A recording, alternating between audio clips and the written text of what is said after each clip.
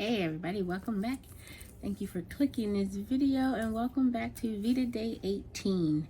So today I'm coming in with part 2 of my Cruising 101 series, and these are the next set of questions that I have for tips for new cruisers or refreshers for experienced cruisers, however you want to take it. So we're going to finish the last part of the questions that I received from people on Facebook and Instagram. Remember, these are my opinion only.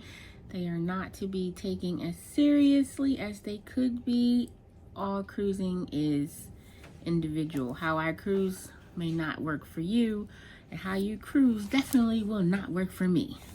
But anyway, I'm just going to give you guys my opinions on these questions that I received. So let's get started. Real quick, if you have not seen part 1, make sure you check the link in the description box or click the iCard after you watch this one and go watch part 1.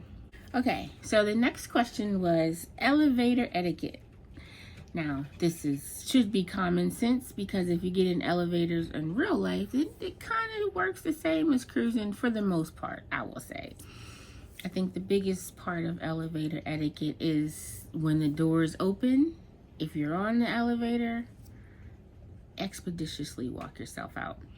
If you're outside the elevator waiting to get on and there are people in there, let them come out first, then you go in. Oh my gosh. Like, it's so simple. Oh my, I never would have thought of that. Let the people out so there's room. Now you can go in. Don't let your badass kids push every button, okay? Don't let them do it. And as an adult, don't you do it either. But if you see the kids about to, just no. Just tell them. Stop it. What not to bring on the ship from the shore? Well, first thing I will say, if you're going to a port and then you're getting back on the ship, you are not supposed to bring back any living things. So don't bring back no animals or creatures. I don't think you're supposed to bring back like seashells and stuff, just in case they might have something in them. I don't know if that's true or not. That's just what I've heard. I don't think you're supposed to bring back any like local foods, or like fruits and stuff like that. Now, I think if you eaten it on land or whatever, it's fine, but I'm pretty sure you're not supposed to bring it back. Or plants or anything like that. You're not allowed to declare it in the US, so don't try to bring that back. I would caution you not to bring drugs back. Some ports have the dogs out there sniffing. Some ports don't have it, but you know, I know there are people who are pretty crafty with hiding certain things, because at, you know, several ports there is a lot of people that will offer you drugs or marijuana, stuff like that. Trying to bring it back on, that's a risk that you have to decide if you're willing to take. Alcohol, well, you could bring alcohol back, you just have to check it when you're getting back on the ship.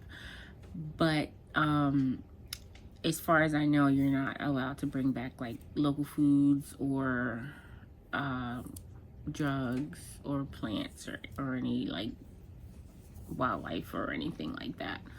I would just suggest reading on the cruise website that you're taking, just because I'm not 100% sure about any of that thing that I just said. Okay, so the next one is when and how to pay gratuities. I think I talked about this in the first video, but I'll touch on it again. You can prepay your gratuities in 2 ways. You can actually have it set into your cruise price when you book. There's usually an option to add gratuities, or you can play your gratuities a little bit later before you're sailing. I know this is with Carnival, you have up until like either 24 or 48 hours to purchase whatever it is you're going to purchase online before they cut it off, and then you have to do it on the ship.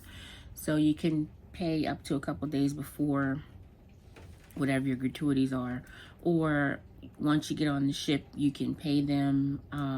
It'll just automatically be added onto your account on board, and whatever your final payment method is, it'll come off of there. So that's how and when you can pay your gratuities.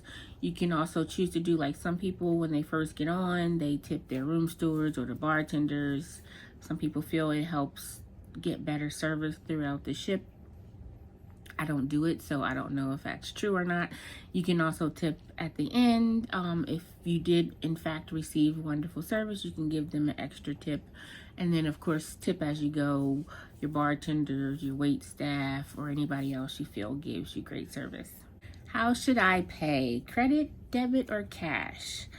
So me personally, I like to deal with cash just because it helps me keep track of what I'm spending. If you're going to pay with cash, if you're cruising Carnival, there are several ways to do that. Once you're doing your check-in process, you can set up a cash account, and then you can add cruise cash all before your cruise. Now they have an option on their website to purchase cruise cash. You can purchase bar cash, casino cash, photo cash, and whatever you put on there will automatically be added to your Sail and Sign account. So when you get on board, it's already there. And that's a good way to save for your cruise. Kind of like, oh, if you got $50, let me go put $50 on my cruise cash, and it's just automatically there. Once you get on board, once you're on the check-in process, you can give them cash when they check you in. However much cash you want to give them, they will put it on your account. It's already there.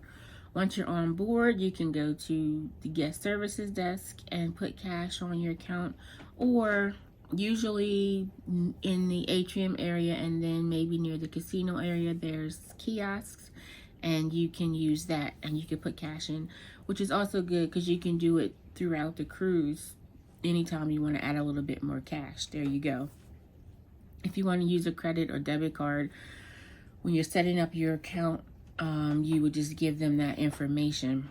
Now, I know with the debit cards, there's like holds that they put on, which is another reason I don't like to use it, because every time you're doing something, it could be a hold, and then you have to wait for it to drop, and then, you know, it just kind of ties up your money if you don't have a lot of money to be tied up. So I just prefer to do with cash. Now, if you want to use a credit card, then you just put that on there and you just go and do whatever you want to do, and then they charge your credit card. You get the statement in the next month, and then you pay it. That's good for those who have credit cards. Like with Carnival, I think you earn points, or if you use your card, you earn groceries or gas or miles, you know, airline miles. So if you have a credit card where you can earn points by using it, then I would suggest using your credit card. If you're going off the ship, I would say use cash because it's a lot easier. Once you use your debit card at an island somewhere, there's going to be an international fee that'll probably hit your account a few days later. If you're not paying attention, you're like, where did $6.75 come from? Oh, I was in Cozumel buying t-shirts. So, you know, it's easier to use cash when you're off the ship. Plus, you know, I think they prefer the cash because most of the time the American dollar is a little bit more than the dollar is where you're going. If you do plan to take cash and use it on shore, try to keep it small bills, just because sometimes they try to act like they don't have change. They might try to give you change in their currency, and now you're walking around with all this foreign money. So make sure you carry, you know, 10s, 5s, and 1s. It's so much easier to do it that way, so you're not stuck with their money, or, you know, they're not trying to say, oh, it's $20, because now they know that you have a 20. If they see you counting your money and this shirt is normally, you know, $15, I'm like, oh, it's $20, because they don't want to give you that change. So they're pretty crafty over in these countries. Don't let them get you. Can I take appliances on board, like a steamer or a teapot or a coffee pot or iron? That stuff is not allowed on ships. I have seen people get fans on, and I'm not really sure how that works because I've never taken one, but I know it's all kind of hit or miss. It's basically who's checking your bag at the time, because some people get it confiscated, some people gets through. It could have something to do with the size, the type of plug that it is. It all really just depends. And so I don't really know. I think you should definitely check the cruise website to find out. I know some people need the CPAP machine, and I'm pretty sure you can bring that. They do want you to order distilled water from the cruise ship to already have it in your cabin, but that's definitely something you want to call or check the website to be completely sure about. You are allowed to bring extension cords, just not the kind with the surge on there. You can bring you know, the base type of chargers where you can put more than one thing in there. I know that's allowed. Some people even bring on game systems on the newer ships that have, you know, like the flat screen TV with the USB and everything.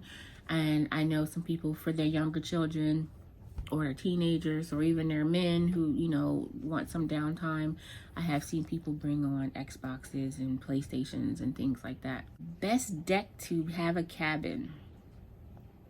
This is definitely a trial and error type of thing, because I've had cabins on deck 9 and I've had cabins way down on deck 1, and there's really not a whole bunch of difference aside from sometimes the noise level might be irritating to you. I've found that I like the middle of the ship because there's really not as much movement as far as motion. The front of the ship I've found to be very motion a lot. And I've been sort of like close to the front, and I've been the very last cabin, and you could feel a lot of motion up there. The back of the ship is, you know, it's okay. It's more or less going upstairs. You're still kind of into, you can get to things up there. If you're in the front of the ship, it's a lot more walking, because now you got to come all the way towards the back. You know, midship is really good for, that's once you get on the elevators or use the stairs, you're going to be right at the atrium bar, you're going to be at the casino, you're going to be at the fun shops and all of that. You know, the back, you'll be up towards, you know, where the food is and all that on the Lido deck. Where the front, you're going to run into where the theater is and things like that. So if you're in those 3, 4, 5 cabin levels, you might hear some noise. You might hear them practicing and stuff like that. So it's all hit or miss.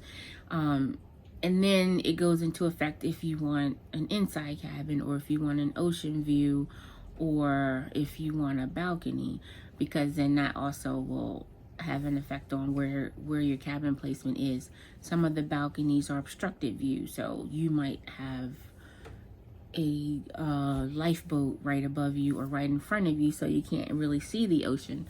Or if you're down on decks, you know, 1 or 2, you might have a porthole, so you get a little bit of light, but it's not like having the big window if you have an ocean view cabin. I say check your budget, check your need for wanting to be, you know, near the hustle and bustle, or if it doesn't matter if you don't have a window because you don't plan to spend a whole lot of time in your cabin. I sort of even out my time in the cabin. I can spend a good amount of time in there. I'll take a nap, I'll watch some TV if I just need to take a rest, if I need to hear some quiet and some peace. But I also, you know, I enjoy a balcony for those early morning or late nights where I don't want to leave my cabin, but I can sit out on the balcony and listen to the water. I can, you know, prop the door open, which I'm pretty sure is frowned upon, but I've done it and I will continue to do it, and listen to the water as I'm sleeping. Unless the next day is a port day, then I won't do it because I'm always scared something's gonna fly in there. But yeah, it's really just a preference, and then you have to kind of do it to see if you like it, because you just never know what you might like. Excursions, how to find the best deals. So excursions, if you don't know what an excursion is, it's when you're doing something on land, whether you're taking a boat ride or island tour, if you're going fishing or if you're going snorkeling. Those are excursions. The ship will always have a plethora of excursions for you to choose from.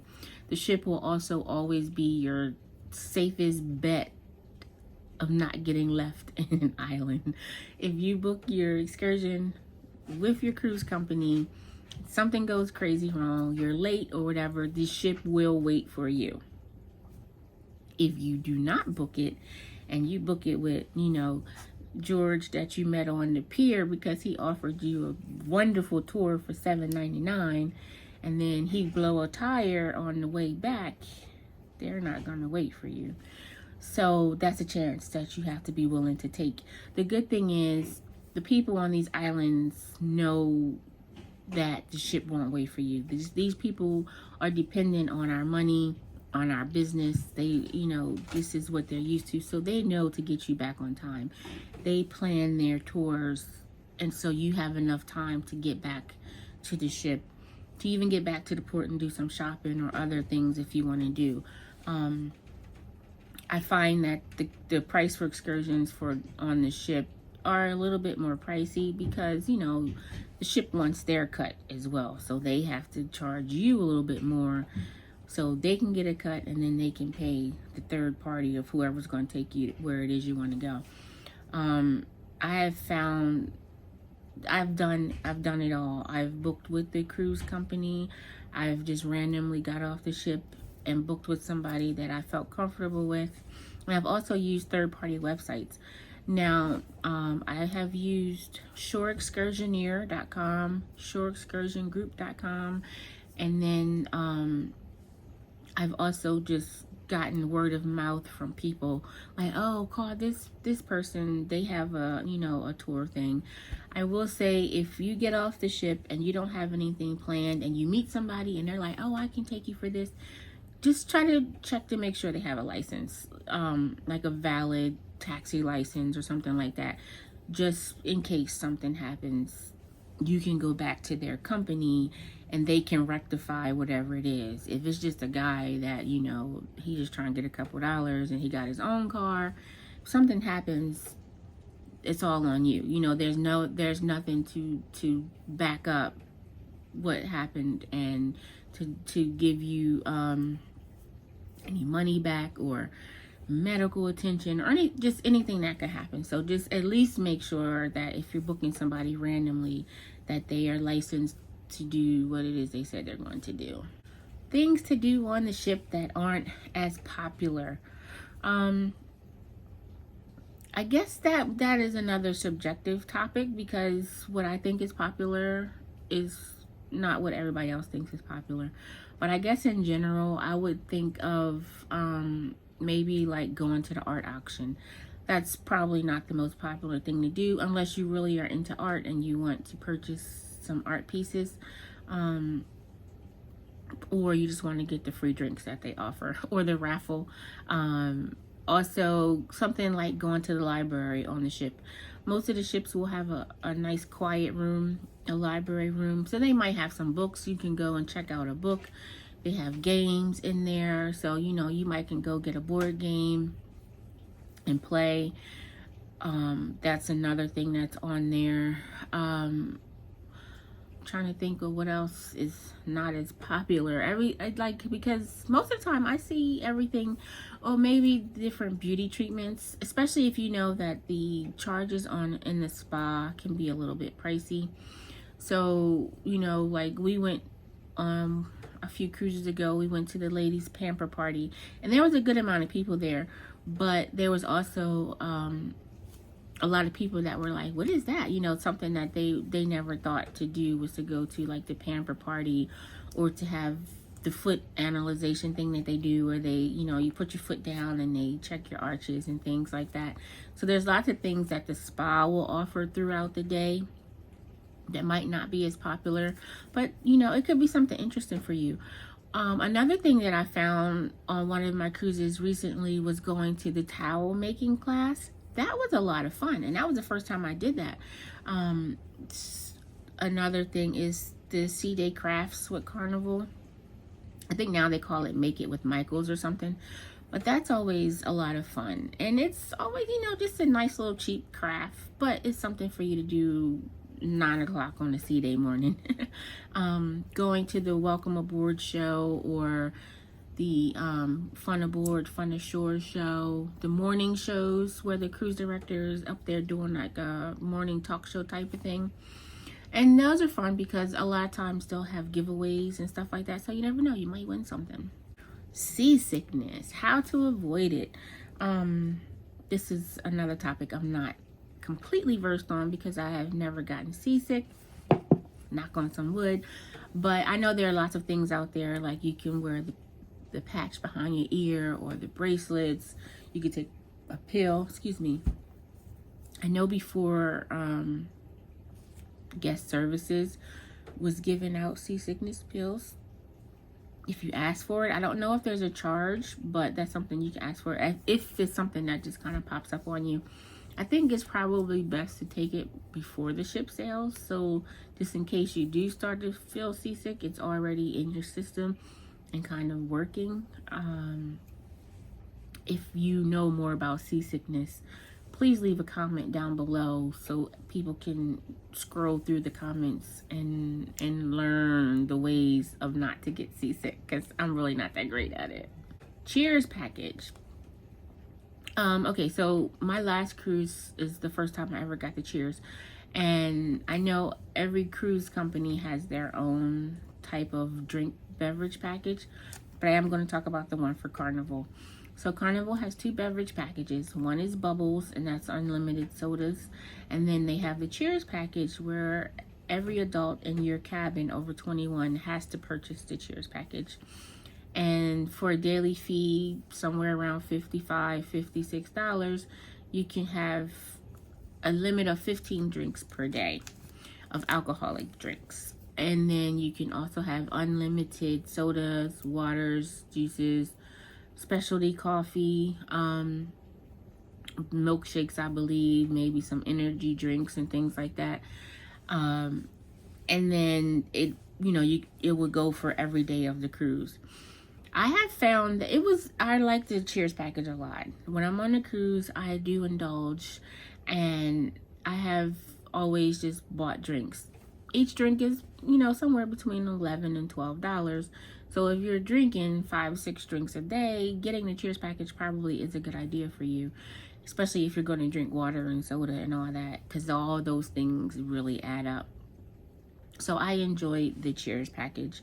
If someone in your cabin is not a drinker, then you might just want to budget for how many drinks you think you'll drink a day, and that's a good time to pre-purchase cruise cash, because then you can get it going in that way. All right, and I have saved the best question for last. Should I take my kids? Woo, okay. So, children on the cruise. Okay, I believe that, yes, you should take your kids. Kids need a vacation too. Kids go through a lot, okay?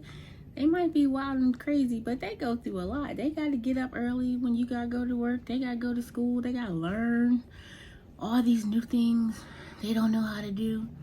They need a vacation. If you have a little baby, I would suggest maybe finding somebody to, watch the baby, unless it's a family trip. We took 2 9-month-olds on a cruise one time, and it was great. But there were times where it's like somebody had to watch the kids. Everybody couldn't go to the club, or everybody couldn't get drunk at the same time because somebody got to watch these babies. So unless you're going to bring on a babysitter, I would say, map it out, what it is that you want to do. It's really great for if you have a child that doesn't mind going like to the kids camp. I believe they can start when they're 3 or something like that. So, drop them off there for a couple hours a day, and then you have some adult time. They even have babysitting at night if you want, I believe up to a certain time, and then after hours for a fee. Once a child is like 6 or 7, pretty functioning on their own, definitely a good time. teenagers, preteens. I think it's a good idea.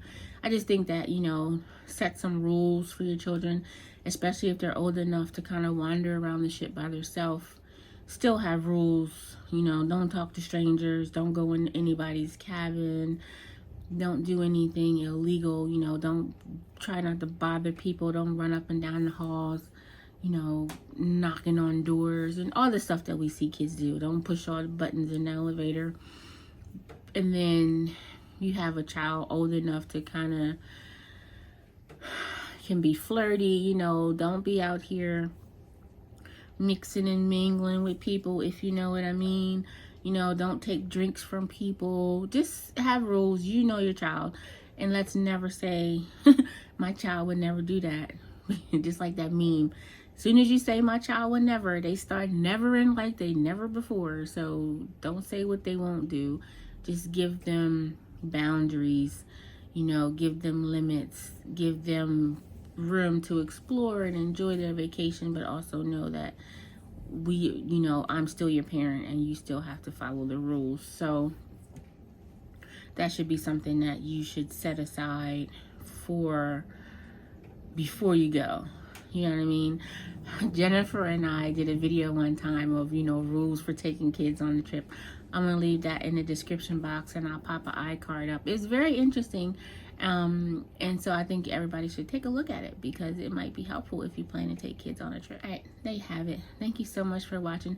I hope this video was helpful in any way. Don't forget to check on part 1 if you have not seen that yet. If there's a topic that I didn't cover and you have a question about, leave me a comment down below. Maybe we could get enough questions. We could have a part 3 to this series. Don't forget to hit that like button. Come back tomorrow, see what's going on for VEDA Day 19. Bye.